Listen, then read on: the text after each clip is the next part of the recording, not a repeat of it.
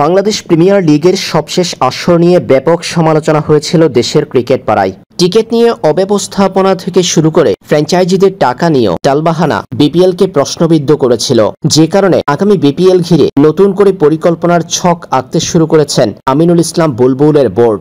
Bangladesh premier লিগকে IPL এর মতো সাজাতে নয়া পরিকল্পনা হাতে নিয়েছে বিসিবি। আইপিএল পিএসএল আয়োজন করা প্রতিষ্ঠানগুলোর আগ্রহ বিপিএল নিয়ে। গত কিছুদিন ধরে বিপিএল এর দায়িত্ব দিতে একটা স্পোর্টস ম্যানেজমেন্ট কোম্পানির খোঁজে ছিল বাংলাদেশ ক্রিকেট বোর্ড। এর মধ্যে 5 প্রতিষ্ঠান দায়িত্ব নিতে আগ্রহ প্রকাশ করেছে। সোমবার রাতে এক বিবৃতিতে বিষয়টি নিশ্চিত করেছে বাংলাদেশ ক্রিকেট বোর্ড।